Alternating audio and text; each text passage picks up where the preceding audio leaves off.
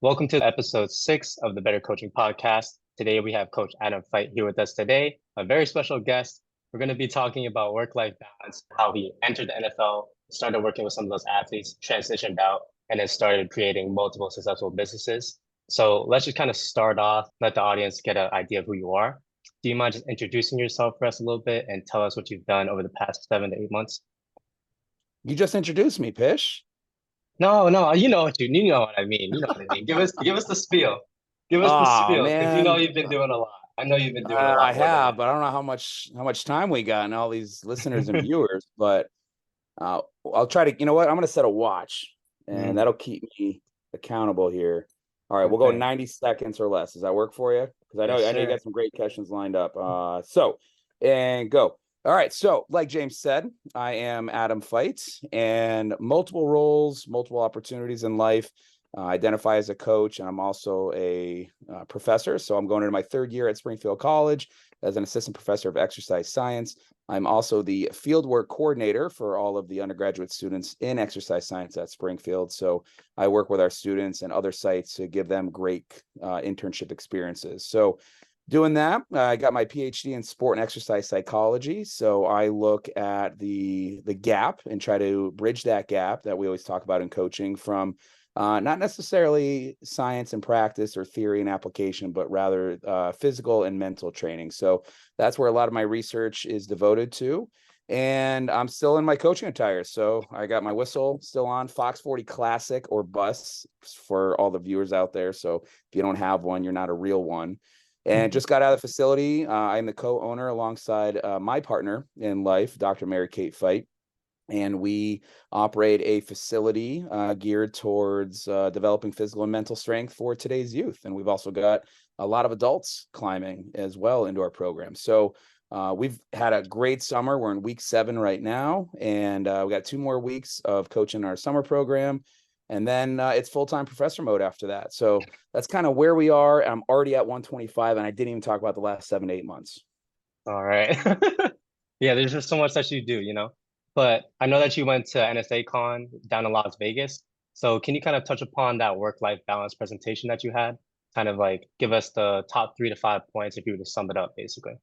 Yeah. So it's interesting. We hold many, leadership positions in the NSCA, so the National Strength Conditioning Association.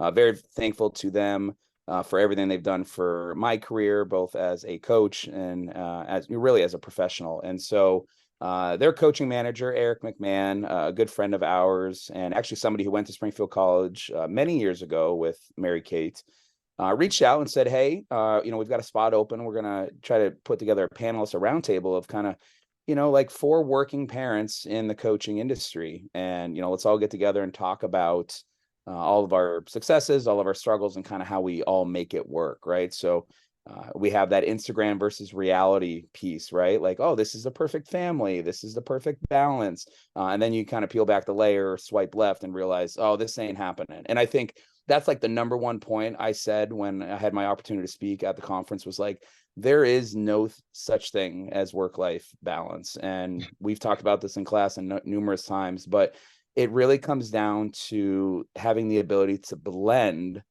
effectively, efficiently, and most importantly, what's going to work best for your family and having those ebbs and flows. And as a coach, as a former student athlete, and having coaching experience, I've been coaching officially over 15 plus years.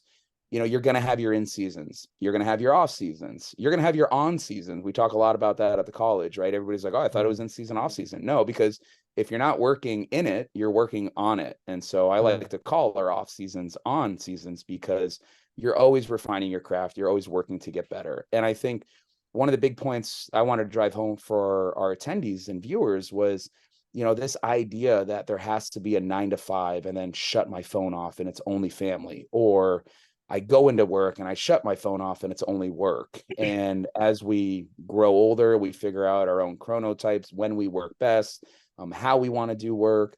We have to do what's best, and that's going to fit our own personality and work type. And so that was a big piece I wanted to make sure people understood, was mm, this idea of how do you make it work for you?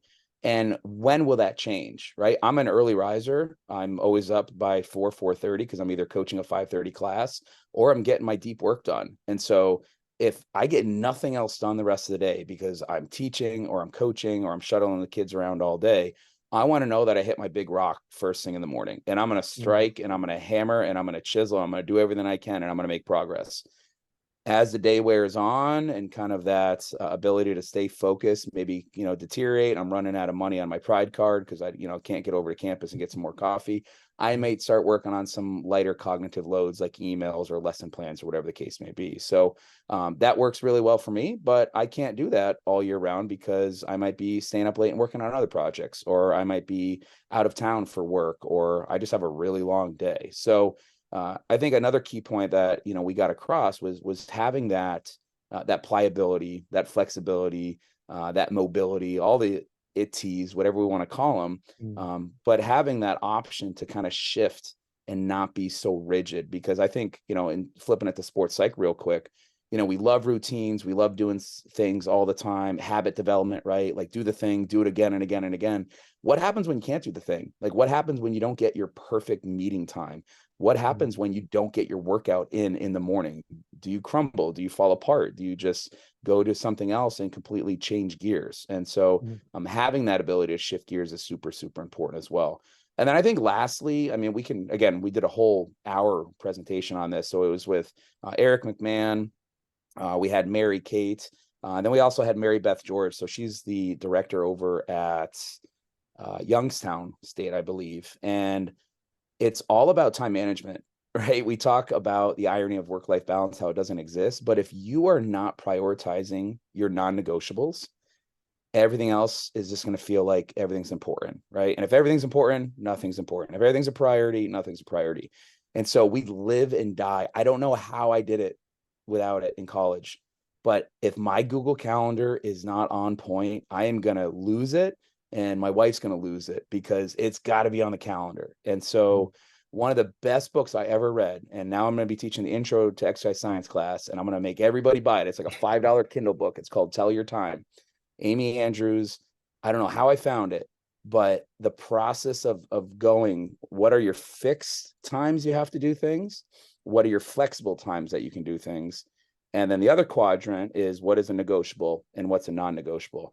And, we can dive into this another episode. We can chat about this over class. But essentially, if you don't start with the things that are the most important and it can't be moved, then those things are never going to get done.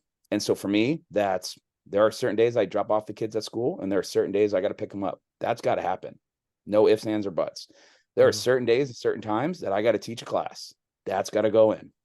Now there are certain days and times that I got to work out, because I work out with our adult clients because it keeps the prices down and it keeps it a little bit more community based.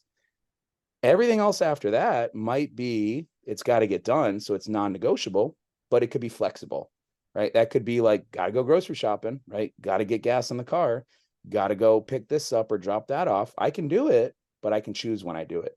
So working through that type of quadrant, or that 4-grid matrix, whatever we want to call it, has been super valuable. And I'm committed to making sure students understand that earlier and they do it more often, because you're one of them. I got my class schedule. Oh, let me crush a 5-hour nap in the middle of the day, right? Or I'm just gonna save all this for Sunday and just do it all then. That does not happen in the real world when you got 2 kids like I do and a very successful wife who is crushing her career and a business to run and a full-time job. So balance, I don't know if it is. The great ones don't have balance. They go all in and then they know when to press the gas pedal and then know when to hit the brakes. So we'll call it on that one. Let you ask any other questions on that if you want. For sure. I got a little follow-up question for that. So what are some like telltale signs for you when to put your foot on the gas, and then when you need to take the foot off, you need to let off some gas and maybe recover, maybe like deload a little bit to get ready for the next phase or whatever, if we were talking like that. Yeah, I think it's a great question. And I guess I'll start from the end and kind of work backwards, right? We talk about that with coaching and programming, and everybody's calling it reverse engineering, right? And all it comes down to is, what's the thing I want and how do I get there? And all that comes down to me. So when do I know I need to back off? It is every stressor imaginable, right? Physical, I'm not feeling good, right? We all get that feeling of like that overnight feeling where like, I don't know, for me, it's like I feel like I'm always sweating, but I'm just constantly exhausted. My joints hurt. I might be mentally tapped and burned out. I might snap at my kids, or I might be just not as present with, my partner in conversation or just helping out around the house. And there could be, technical or tactical errors too, right? Could be a spelling mistake in one too many texts or an email, right? So for all that, for me, like my big rock that has to happen is sleep. And I know that's not going to happen every day. I'm the first one to tell you that, yeah, we need 7 to 9 hours. And there are many days I don't do that. And so I look at the signs, but now that I identify the signs and symptoms, I know kind of how to combat that. So that could be a quick little nap. That could be a little bit of a recharge. That could be just, there's been some days where I'm like, hey guys, I'm just going to coach you today. Like I got less, I kind of put up some boundaries. Like I went to bed late last night because I had a deadline. I don't think it's in the best interest for me to train this morning. So I'm going to show up, right? I got to open the doors and I'm going to coach you. But you know what? Today, the heavy hex bar deadlifts, that's not going to happen for me. So it's kind of understanding and knowing when like you're hitting the rumble strip on the highway, right? You're on the Mass Pike, you hit that rumble strip. It's like, wake up, right? For me, I hit the rumble strip, but it's like, all right, you got to slow down. Okay.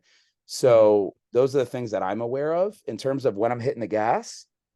I mean, the easiest thing is, does this have to get done? Right. I look at that in terms of from a psychology base, right? When we talk about, I'm doing a behavior. Why am I not continuing to do the behavior? Maybe because I'm not getting the reward or the punishment, the consequence of it, right?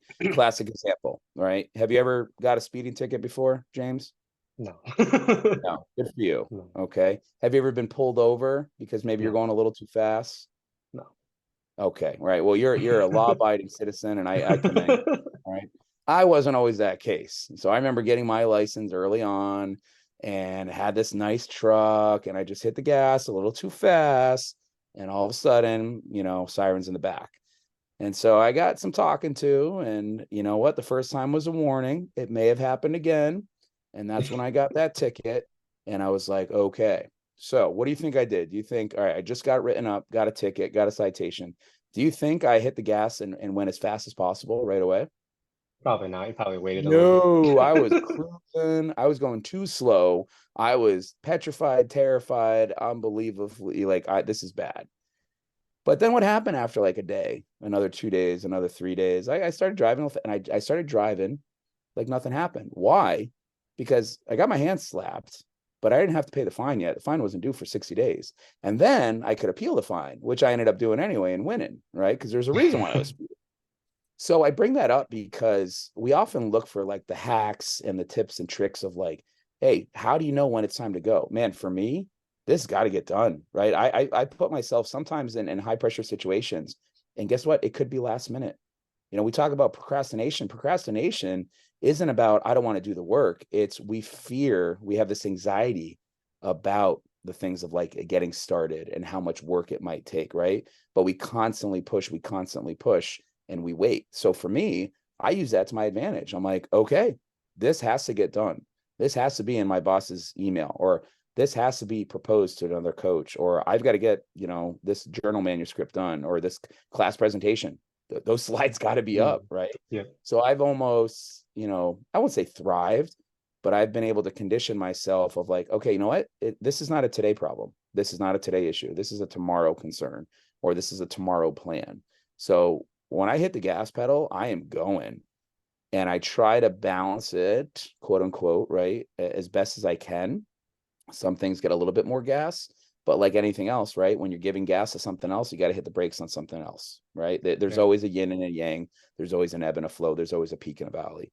So with that, closing up the whole time management piece is accept what is going to take your undivided attention, and have that conversation with others if you need to about what's not going to give your attention.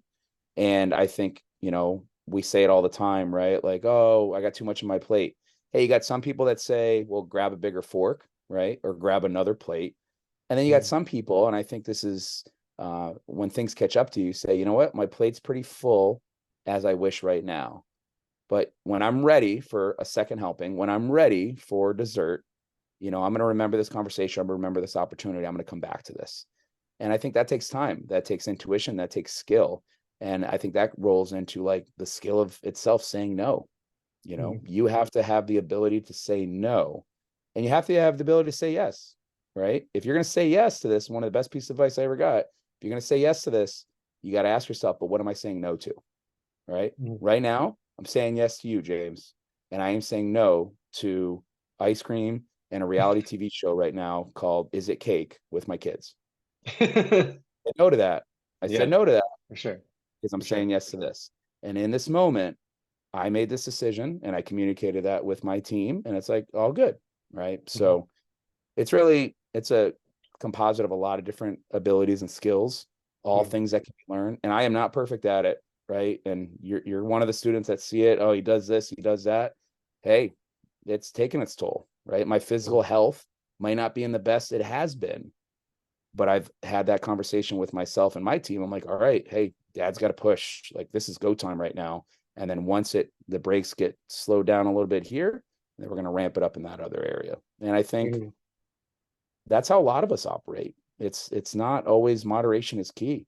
Moderation in the things that bring us joy, the things that bring us closer to the next step. Moderation comes down to mediocrity, right? You're going to go all in, let's do it. And that's how I finished school. That's how sometimes work gets done. I'm not a person that's like, oh, I'm just going to putz around the house and clean for like 5 minutes, nope. All right, it's go time. I got 2 hours. We're going to thrash this and this thing's going to look sparkling. And then that might be it for a week, but that's just how I roll with some things. Awesome. Yeah, no, I really appreciate that for sure. Because I feel like, a lot of times there's a lot of pressure as well to make sure that you're giving people what they need in terms of like attention, love, care, all those things. But then at the same time, you have so many other things that are going on with your life, and you're kind of getting pulled in every single direction. And sometimes it's kind of hard to figure out, oh, I need to give this rope this much tension, this one this much tension, so that, ultimately I don't get pulled apart, but I'm still giving everybody what they need. And so, a question like that, I appreciate you answering that. So let's kind of, like you said, move away from the time management piece. Now I kind of want to talk about your journey in the NFL. So students, oftentimes, they do not just graduate undergrad and then, get a job in the NBA or the NFL, the pro leagues, you know what I mean? So in reality, what does it take for a student that's coming out of undergrad, maybe in exercise science, maybe doing something strength and conditioning related? What would it take for them to kind of walk up those steps and actually make it so that they rightfully have that position? Well, I think you, in a way, primed me to say what I want to say, because you ended that sentence with rightfully getting that position. And when Exactly. I think rightfully, I think of earning it. Okay. Right. The biggest piece, students, and this is going to be a huge component of how I instruct this year and help our students get these amazing experiences, is that you don't just get them, right? They're not just given to you. You have to do what needs to be done. And that will require more than an email. That will require more than a free internship. That will require more than just me or another faculty member or a connection from another connection reaching out on your behalf. And it's not a matter of, well, kids these days, or, well, the expectations are different. It has nothing to do with that. It has to do with how bad do you want something? And going back to our previous conversation, what are you willing to do to get it? Okay. A brief story about my coaching journey, right? By the age of 24, I was the youngest head Division I strength and conditioning coach in the nation. It wasn't the best Division I program, but it was one of, at that time, there were only about 119 football programs in the nation. How did I get there? How did I get to the NFL being the youngest strength and conditioning coach in the NFL at 25?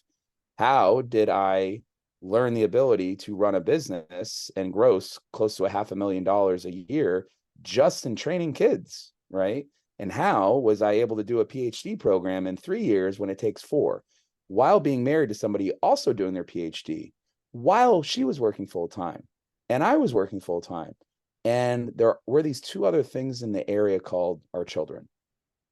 So when we think about what needs to be done, is it more than I sent an email, well, they didn't get back to me? Well, if you really wanted it, you'd send a follow-up. You'd give a phone call. You'd have somebody who knows somebody reach out on your behalf.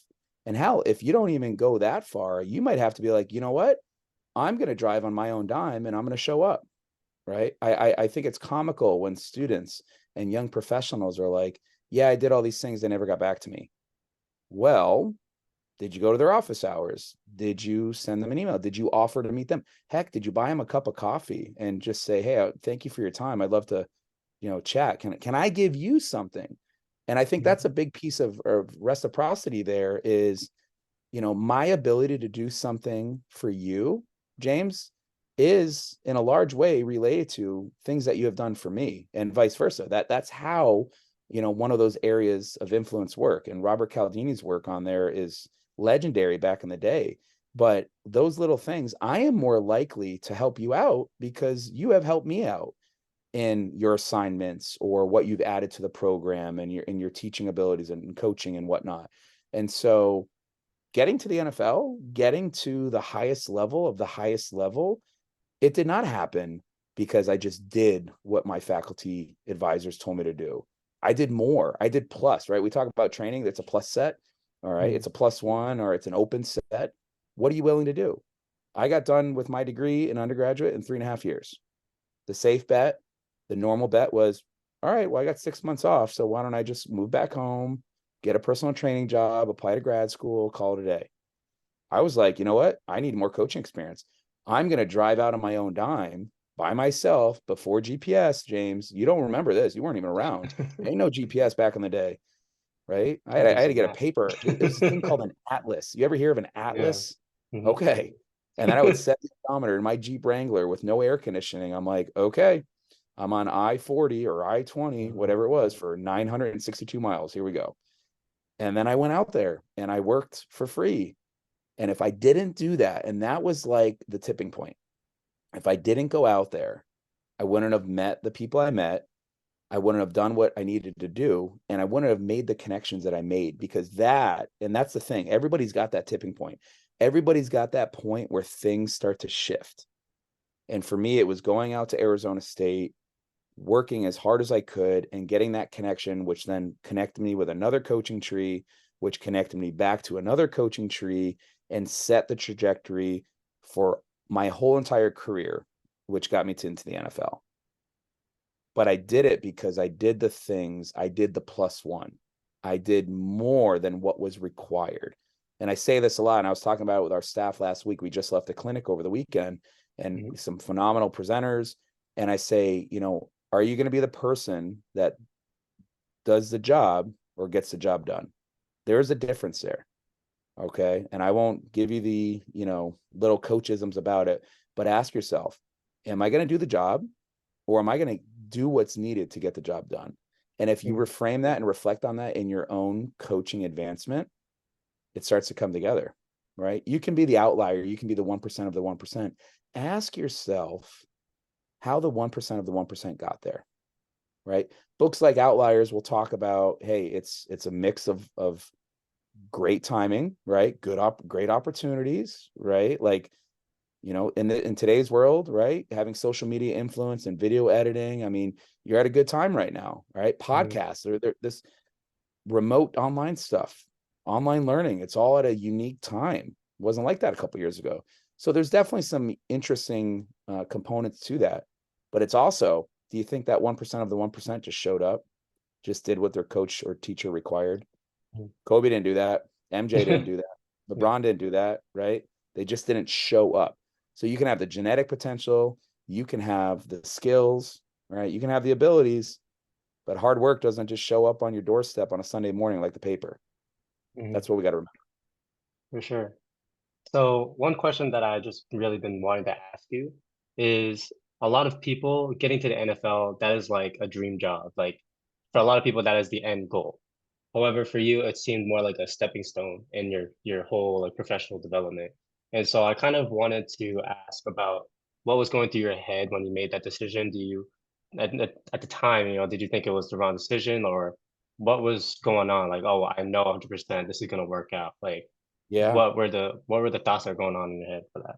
Yeah. Great question. Well, it was an interesting time because, and that's actually what got me into sports psychology, because I ended up seeing our sports psychologists on staff who had worked with the Carolina Panthers, because during that time I had gone through like 7 or 8 life transitions. Right. So James, I want you to count these out because I forget how many I've gone through. Right.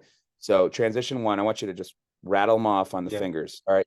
One was I was starting a new job. Okay. Okay. Second one was I was moving. Third one was I removed my wife from her job.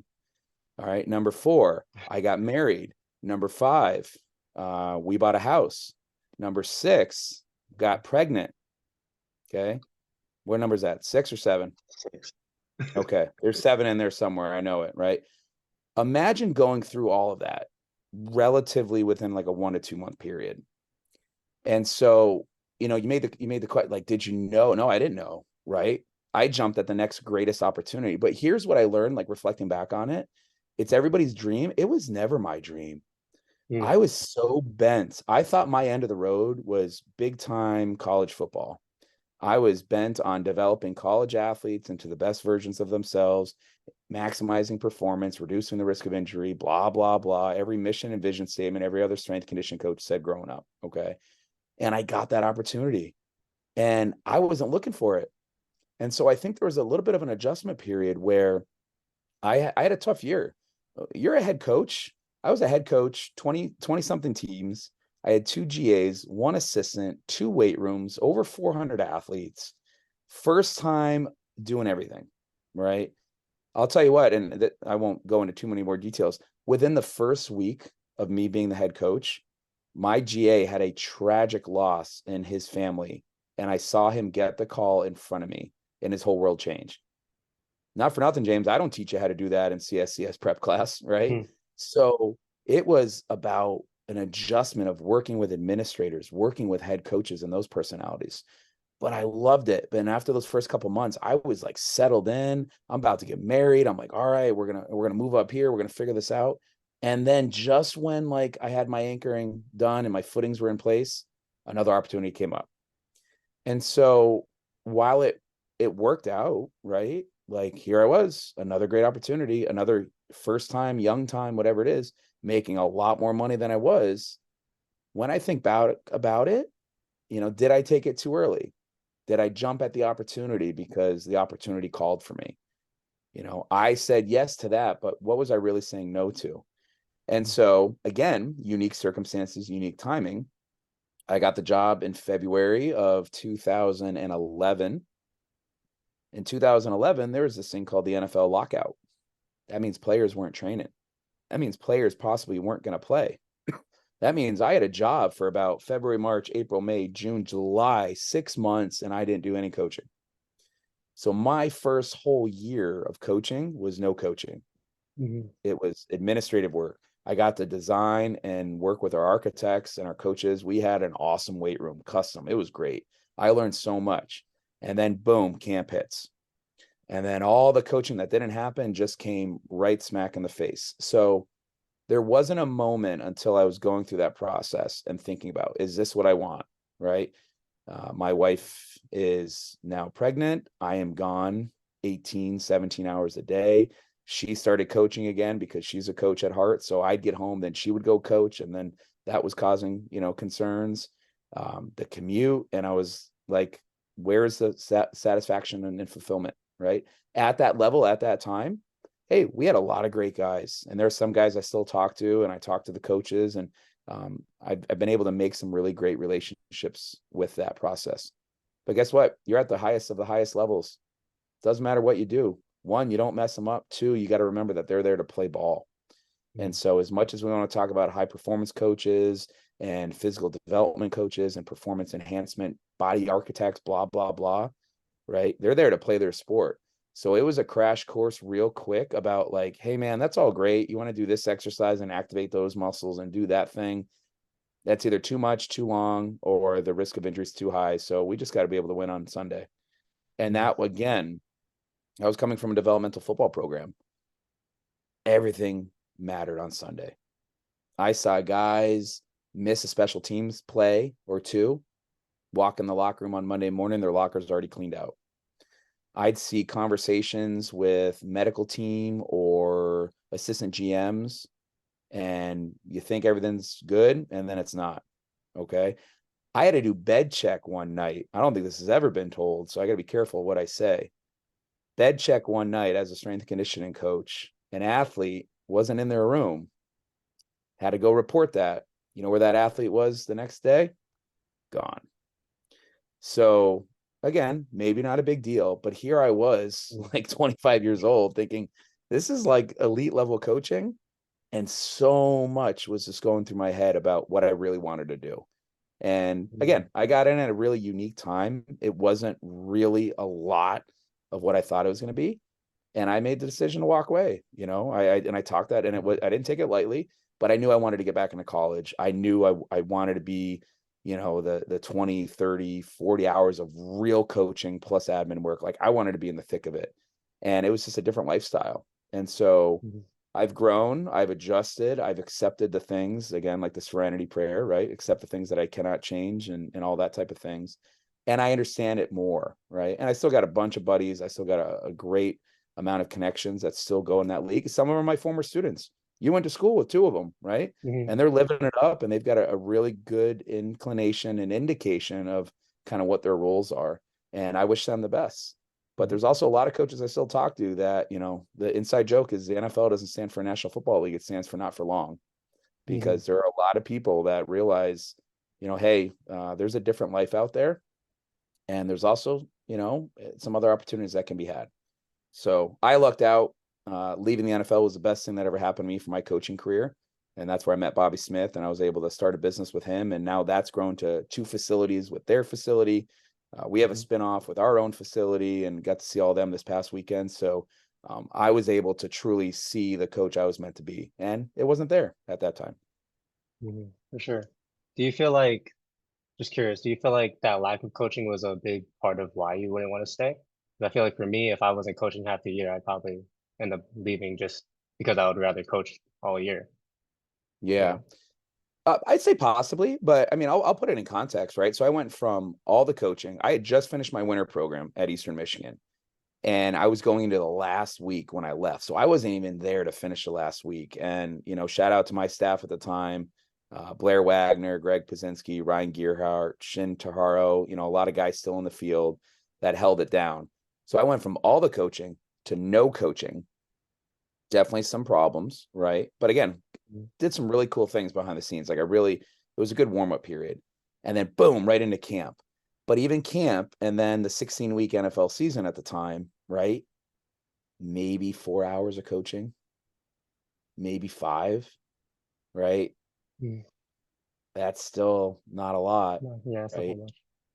So, but you were there a lot, right? We were there every day by 6 a.m., right? 2 days a week we had lift, and then we were there, and we were there, and we were there for meetings. And it was a lot, you know, and it's 7 days a week. I remember the first day we had off, I think, was Christmas, and I couldn't believe it. Like, this is the day we were off. Thanksgiving, we had a half day, and then Christmas we had off, and then we were back in the office, right? So I don't know if it was necessarily the lack of coaching. It requires a different type of coaching. It requires you to change how you look at things, how you measure success, and what you're eventually able to do for the institution and the organization, because that's all that matters. For sure. So I know that you also went on to start TFP. And then I remember in class, you basically had us do an exercise where we started to choose our own equipment for the facility that we created. And so I wanted to kind of get your list for that. Like what is the stuff that you would buy for like a newly opened facility? What's like the minimum that you're trying to spend so that you can like just get the bare minimum so that you can actually train up to like 20, 25 athletes at once? Mhm. Yeah. Well, right. The answer is always it depends. I won't give you that answer. But again, context dependent. What Yeah. type of kids we train in? Are we training kids? Are we training adults? What's the age group? What type of training are we doing? For me, the number one thing that I'm going to buy is space. I want to be able to have the space and have it on a canvas that I can absorb, modify, and apply. We talk a lot about that in class, right? Take what is useful, discard what is not, right? Often attributed to Bruce Lee. So for me, my space in TFP was my 2-car garage. That was the only space I had. And so I was like, all right, we're going to start here. What do I need to do what I need to do? And my principles are real simple, and they're similar to probably a lot of coaches, right? It's ground-based movements, it's 3-dimensional movements, it's multi-joint movements, it's a focus on compound lifts, but it's also having the space to move. And I see a lot of facilities, and I had somebody come in my facility, which is now about 2,000 square feet. Again, still super small, reach your potential training in elite sports. I mean, we had 16,000 square feet in New Jersey. So this is an eighth of what I had, right? Yeah. But I'm like, he's like, oh, you should have put your racks this way. You could have got more in. I said, if I put the racks here, there's no turf space. And I need turf space because I need the ability to teach kids how to move. I need the turf space because guess what? In the winter, I don't have the back parking lot to do my movement. And that's what we do now, right? I've got 2,000 square feet, 1,300 square feet of turf, about 700 square feet of weight room, but I've got a giant parking lot in the back. So when I have my groups of 20, like our middle school football program and our Pee Wee football, we can just rip it out there. So for me, it's not even equipment. It's the ability to have equipment. And the equipment I'm going to get, it's got to be multi-purpose. I get into talks all the time. Quick story on this. I don't buy things that can't be single use, right? There's no like baby wipes, right? Like use baby wipe, you're done. Can't use it again. Use a tissue, you're done. Can't use it again. Well, for the first time in my life, James, I bought a curl bar. A bent bar. It was $50 on Amazon because in our dad's program, I got 26 dads in a 2,000 square foot facility, and I only got 3 platforms. I only got 3 racks. I can't write a typical do all your power first and then your big strength and then your auxiliary strength and conditioning. We can't do that. We got to do it all together. And so I remember I wrote a program and I was like, oh, I'm out of barbells. And I was like, well, let me get all these. Long story short, I bought that curl bar, forgot to ship it to the gym. I had it shipped to the house and Dr. MK just let me have it. Like, what are you doing? This is the most useless piece of equipment. You can't do anything else with this. And I was like, sure you can. You can do tricep extensions. You can do, and I ran it out. She's like, that's all you can do. So it was a good reminder. Then I was like, I deserve this. I haven't, I played the whole, like, this is my money. I worked hard for this. And I'm going to get 2 more. So don't test me. But you can't do anything else with that. So I think about that when it's pieces of equipment, like a leg press, like a glute ham raise machine, right? Like a cable pull down where it's like, I could probably get 2 things out of it, but would space give me a lot more? Would partners give me a lot more? Okay. I think landmine attachments are kind of a hidden gem and they're a little bit, old school now. Like it seems like everybody's got them. Right. But you can do so much with them. I think now what's happening on racks are like the jammer arms. I don't know if you've seen those. Yeah, I've seen those. Right. But for years, right, we are all like, yeah, just kind of punch it, do like a dynamic incline press or like a rotational punch. And now you're seeing people, and I see it. I'm on the same Instagrams you're on. I'm like, ooh, now you can bench. Now you can row. Now you can slide it all the way down. You can slide it all the way up. Right. So that's kind of like a, variation within simplicity that I like. So equipment storage, equipment focus. Can I buy the thing and will it give me more than one thing? That's what it comes down to. Right. And so again, I'm a traditionalist. Do I have space? Do I have platforms? Do I have bars? Do I have dumbbells? Do I have kettlebells? Right? Do I have enough bands? Do I have carabiner attachments? If I grab a med ball, what can I do with that? Where can I throw the med ball? I didn't have a med ball wall for 2 years until I got into this bigger facility. There's only so many different med ball drills you can do with partners, especially when they're middle school or high school kids, right? So those little things have to be considered. I wanted to buy ski ergs because I have 3 Rogue Echo bikes. I got 3 push sleds. And I'm like, you know what? If I just had like 3 ergs, I think they would like really help me out with the metabolic stuff with the adults. And Dr. MK is like, but that's all you can do. So you're going to waste, whatever it is, 50, 60 square feet on 3 pieces of machines that you're going to use 1 hour a week. And I was like, as usual, you're right again. Yeah. So I'll pause there, but I mean, it's about feasibility. It's about practicality. It's about, if I get this thing, can I do more than one thing? And that's kind of just an 100%. easy heuristic that I operate by. But the biggest one is space. I'd rather pay for more space and give me the opportunity for the canvas to change, because it will change. All For those sure. rooms that have the racks anchored and drilled in and have their machines set, hey, that means you're set in your ways, and we're not. The worst thing and the best thing I had to do was like, all right, we have turf from X to Y, and then the rubber's got to start. That's it. Mhm. But now I have different zones of turf. I have different colors of turf. I have the ability to move, mix, and kind of shape shift how our program goes. And my summer program now, we got over 150 kids. And it's a lot different than it was last summer because I had less space. And the summer before that, I was in my garage. So tried and true method of, this is the way we've always done it. Well, that ain't happening with Mhm. me, because every year it's a different program. 100%. Is there like a golden number for the square feet that you're trying to purchase? Just curious. No, because as my man Biggie Smalls and P. Diddy once said, more money, more problems. Hmm. All right, bigger spaces, bigger problems, For sure. more equipment, more problems. So that again is like a derivative of, how much are you willing to invest? Mhm. That's time, that's effort, attention, right? From a business standpoint, right? We invested a lot of our first year earnings back into the gym, back into the facility. And I would do it. I would buy one bar at a time or two bars at a time, or I'd wait for the sale, July 4th sale, Memorial Day sales, right? So now we're at a point where it's like, I really can't buy anything else.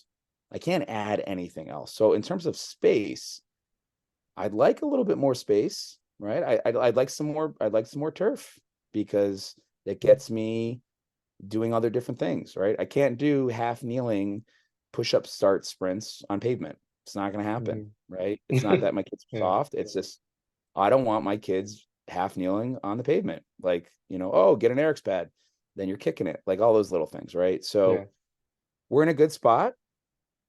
Is there an opportunity for more space? I'm always looking, but Hmm. then more space creates the ability to have more clients. More Yeah. clients mean more expectations. More expectations mean more hours. And then I think this is kind of like my restrictor plate, right?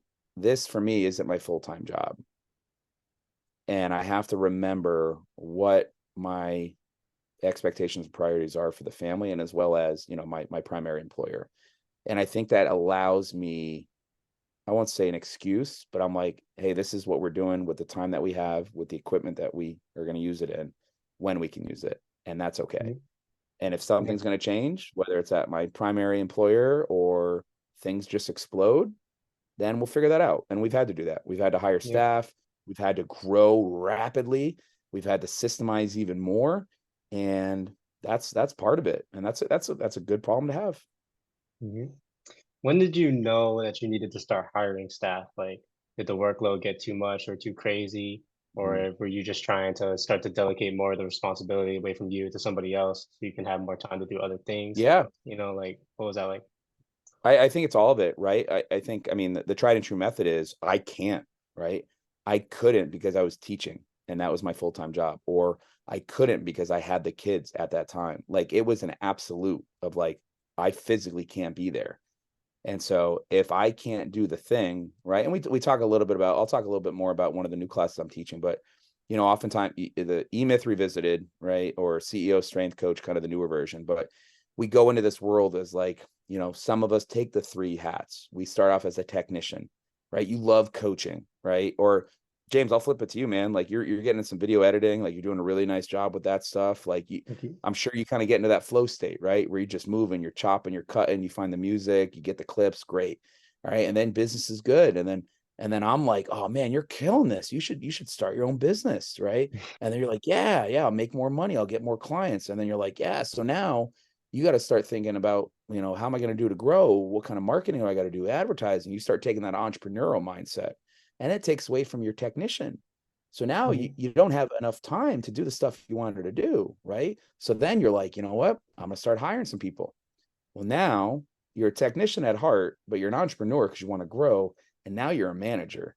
Now all you want to do is coach, but now you got to put out the fires. And there's always fires to put out every single Hmm. day. big ones, small ones. Man, I was on vacation. I left for vacation, and my landlord says we're out of power at least for a week. And I was like, well, good luck. Assistant Yeah. coaches left at the facility, so I'm out. I couldn't. I had to figure out what it was going to be. So when did I know? It was like, man, I couldn't. I remember when I was at Rift with Bobby, I became a dad first. He became a dad within about a year or two later. And it was like, man, we're both not here. We need to hire a third coach. So I recommend that. And that's unpopular. And there's some Pete Dupuy from Cressy Sports Performance. He's big on that about like do as much as you can for as long as you can, right? Clean the toilets. I clean the toilets, mop the floors. I mop the floor. It's not so much about like you're saving money because you will. And I like to save money, right? I like to spend money, but I'm also like, hey, guess what? And Mike Boyle made a great point about this. We were talking about VBT stuff this past weekend at the conference. He goes, I'm going to be straight up. He goes, I wasn't a velocity based training guy for a lot of years. You want to know why? Wasn't that I didn't really agree with it. It was the fact that I couldn't go to my athletic director and say, hey, I need $20,000 for gym awares. I had to ask Mike Boyle strength conditioning. I need $20,000. And you think differently when it's your own money. You know what I mean? Yeah, for sure. So hiring staff, it was about this has to happen. And I didn't know if we were going to make it because our business exploded. And I was like, dang, now I start this new job teaching. So again, right, opportunities and experiences and finding good help. And I will say this, find good help because as a manager or as an entrepreneur or as a master coach, somebody that's a little bit further down the journey, develop them into a great coach. And I've got a really unique system right here. And again, I don't know how long it's going to last, but I get good coaches. I get great people, but they're good coaches. And I do everything I can to turn them from good to great. And then once they're great, then they leave. They got to leave. They're aging out, right? They get full-time jobs, or maybe they become a grad student, or they get a fellowship somewhere like that. And that's okay. It's still a lot of work on my end. So do what needs to be done. That's like the title of this whole entire podcast, right? Yeah. Until you no longer can. Yeah. Warning signs. Yeah. Now, right. Well, I'll be honest. Personal training, 80, $100 an hour. Man, that was great. You just want to hang out with me for an hour? All right, man, that's easy money. Now I give at least half that away because I'm like, you know what? I'd rather take a little bit and I'm getting paid to hang out with my kids. That's how I validate it, right? Oh, I'm sorry, I'd love to work with you, but I've got a great coach that can work with you too. And I'm going to work on your program. We're going to do this together. So I'll take a little bit because, that's how, cuts work and profit sharing and all that type of stuff. But I look at it like, man, Cody, my man, I'm getting paid $40 right now to hang out with you. That's pretty cool, huh? So that kind of helps me reframe that I'm losing money, but I'm paying somebody. But then it's about value, right? I wasn't 22 years old or 21 years old as a grad student making $40 an hour, right? Like that wasn't happening. I was making $8.25 an hour making protein shakes at the Globo gym. So you got to spend money to make money. You get a bigger space. It's going to cost more, but you can make more. So at the end of the day, it's not about how much space you have. It's not about how much money you make. It's about how much you get back. Okay. So if that's sales and income, that's great. But what are your profits? If that's I'm doing all these things, but what are you missing? It doesn't work. So I get some good reminders about if I'm doing too much or I'm not doing enough. I think hell, today I mowed the lawn and I did the bathroom and I set up like the portable hot tub. So like I'm crushing home life today. But Nice. there's been a stretch where I was pretty useless and I had to step it up. For sure. I remember because I did the shoes. It was funny because I feel like I was at that point where I was like, dang, I need to get an employee because the volume of what I was doing, balancing school, relationships, everything else, trying to get into this coaching gig and everything like that. I was actually looking for an employee on campus. And then I was asking Brandon Chu because this is when I tore my ACL and I was like, I'm really screwed now. I have no idea how I'm gonna move these packages back and forth. And he's like, let me know if you need help with anything. And I was like, we were talking about it. Unfortunately, it fell through, but I did reflect on that a little bit back then. And I do think that if I did have him at that time, because he was willing to do a little deal where I would teach him the business side and then he would just do the work just because he wanted to get introduced. But if I had him to also help me, because I couldn't think about. We say it all the time. If you're in the business, you can't work on the business, right? So Hmm. that was one of the things I was really struggling with. And so I wish I'd, kind of push that a little bit further, try to like reel him in and really just cure him. But for sure, I just wanted to ask about that. Um, And that's where like, and I appreciate you bringing that up, right? Because I know Brandon, and you both of you are exemplary students, and you've got that mindset of like hustle and grind and all that stuff, right? But it's when, again, back to the tipping point, right? If you said yes, or if you said no to more money, right? If you said no to growing, right? Or you said no to all these other things, but it allowed you, if you weighed out the value of the yeses, what that gave you, and it was more, it's worth it. It's always worth it, right? And that's mhm, hard for us as entrepreneurs. That's hard for us as managers and head coaches. It's hard for me to leave my facility in the hands of a young professional who's certified with my name on the door, with a 19-foot banner that says TFP, right? yeah, And you're not TFP, but I got to make sure you are. And you're going to coach things a little bit different because you're trying to find your coaching style, but it's worth it to go home and hang out with my kids, or it's worth it to get home an hour earlier. And sometimes are better than other times, but now I'm like, man, if I make a little bit less, the quality is a lot better. It's a win-win. Everybody wins. They make more mhm, money, they get more experience, and I get my time back that I'm not going to have. I read something, again, back to Boyle. I think he posted a meme, something about like before the age of 12 or 11, I forget. It was like 75, you'll spend 75% of the most amount of time with your kids before the age of 12, something like that. Because then after that, they get their license. And then after that, they go to college. And then after that, they get maybe married and have a family. mhm, And I read that and I was like, OMG, like all the time, 3/4 of my kids' lives I'm going to get with them before they're teenagers. And that has just completely, I won't say it shifted it, because I've always tried to balance it as best as possible. But now I'm like, I'm thinking about like, how much do I really need to coach? Is it worth making less so I can be around more, just to even be the Uber driver? That's mhm, Ryan Holiday. I said that in the Daily Stoic, right? We talk about like quality time, quality time. He's like, man, enjoy the junk time. Enjoy the time in the back of the truck. Enjoy the time in the drive-through at McDonald's. Enjoy the time where you're just sitting there kicking rocks in between soccer games. And I'm like, he's right. He's so right. Like, you're not going to always get quality time. We're gonna have a birthday party tomorrow. I'm gonna be the coolest dad slash coach, because I coach all my son's friends, and we're gonna crush this escape room tomorrow. And I'm gonna soak it all in, and we're gonna have a great time, because that mhm. time is dwindling day after day. So make the time, embrace the time. It is not an infinite resource. You make a little extra, you make less, that's all right. You're actually making a lot more than you think. For sure.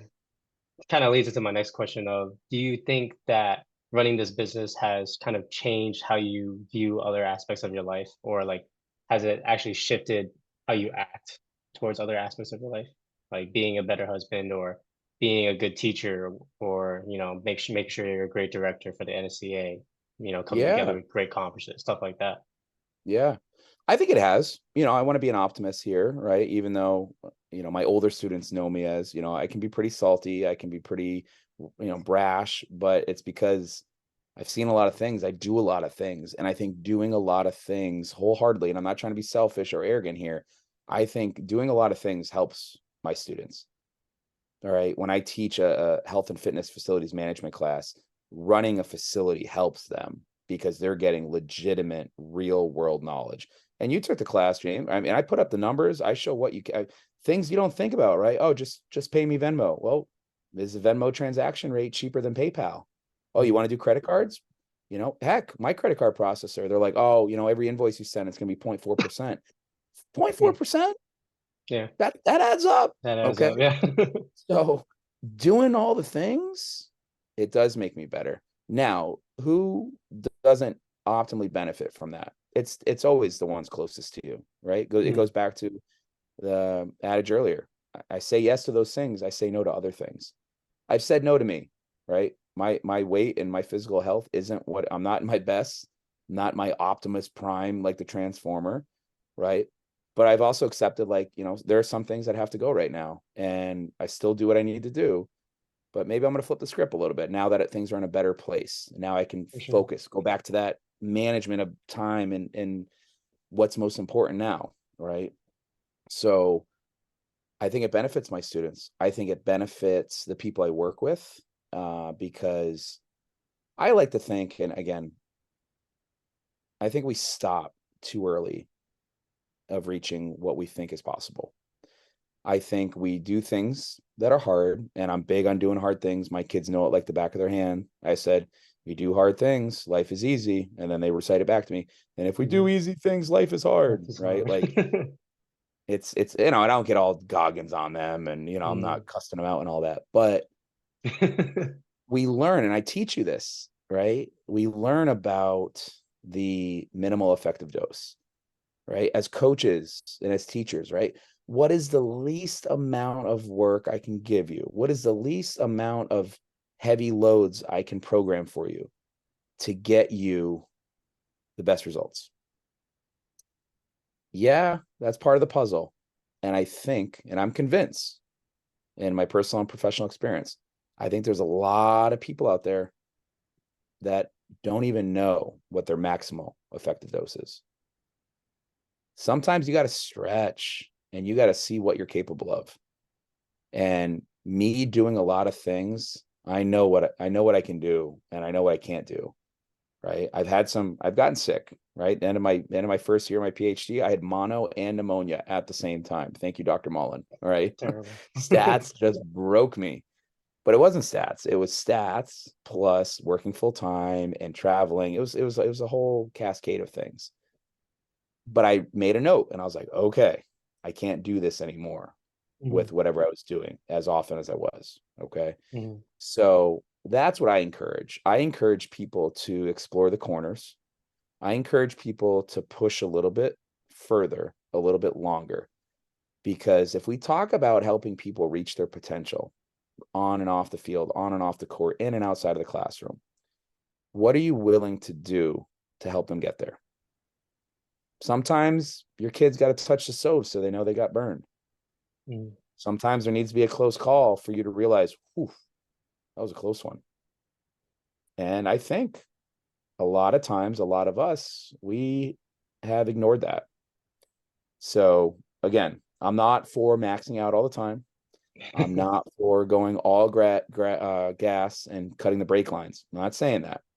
What I Mm. am saying is you would be surprised how much you can handle if you looked at things from a different lens. And that's the lens I look at it, right?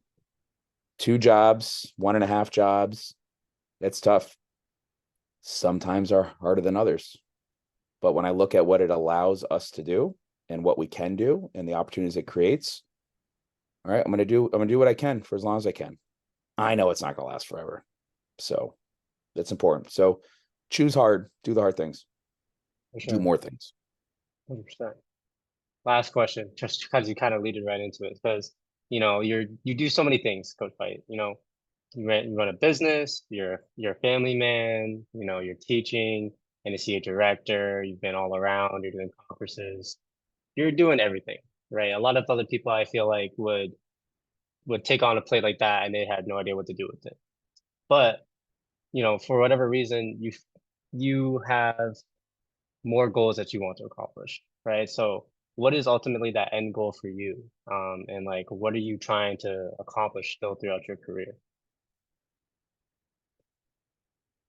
Like, what more is left? You know, Well, I want shoot. I want my eyes to be open a little bit because I feel like that is like really a pinnacle for a lot of people. I don't know if I can give you the objective answer like, my next stop, I'm going to do this, or in my next journey, I'm going to try and do that. Right. I think it's a natural, the peaks and the pits of life of you push hard, you establish yourself, you build yourself, you do everything you need to do so that one day you can slow down. Okay.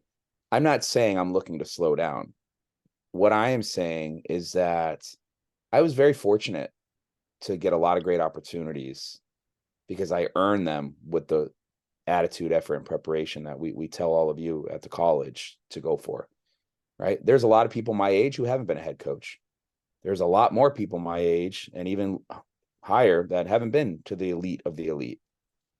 And there's a lot of people that don't have business experience. There's a lot of people still cranking out that PhD, right? And so I use that to my advantage. I would love to not slow down, but I'd like to be better. And I can't define that truly and objectively because every day that changes. There's some days I strive to be a better husband. There's some days I strive to be a better head coach. There's days where I strive to be a better dad, a better neighbor, a better member of my community, a better state director for the NSCA. And so what else is there? I think it's recognizing that growth mindset. And that's a core value at TFP of recognizing that there's always a chance, there's always an ability to be better. And it's not necessarily always going to be on the scoreboard. It's 1-0, or it's an extra $1,000 in my pocket or bank account, whatever the case may be, or another publication or another amazing teaching evaluation by my students. But it's taking time to really sit and evaluate where you're lagging and where you need to be better. And I'm always on the hunt for that. And that'll change daily, that'll change weekly, that'll change seasonally. So what's left to do? Man, whatever I do, I got to be better. I can't just sit and stay the same.